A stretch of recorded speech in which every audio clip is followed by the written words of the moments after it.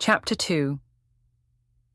In this chapter, the narrative unfolds in the Seamount Hotel's West Wing, where Pastor Chiamaka receives a mysterious phone call at 9 p.m. from someone who had previously contacted him and identified himself as his guide.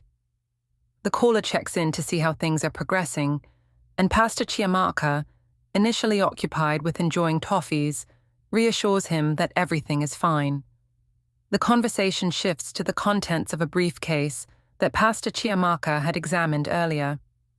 The briefcase contains important documents, a letter from AGDA, presumably an organization, Way Omega, a development strategy by Nobel laureates aimed at solving Africa's problems, and Path Alpha, a competing strategy that AGDA prefers, believing it to be superior.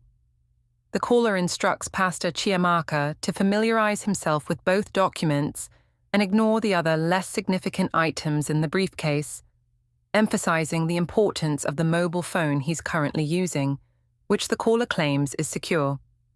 When Pastor Chiamaka inquires about the caller's real identity, the caller becomes agitated and demands obedience, stressing that he should only be referred to as your guide.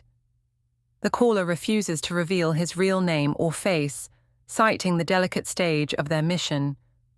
He directs Pastor Chiamaka to trust him based on the instructions in the AGDA letter, which advises trusting the guide despite his anonymity.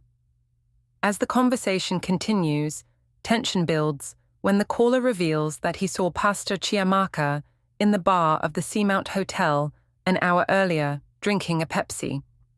This revelation disturbs Pastor Chiamaka, as it indicates that the caller has been monitoring him closely.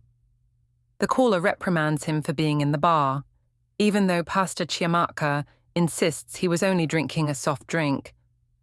The conversation ends with the caller warning Pastor Chiamaka to avoid such mistakes in the future.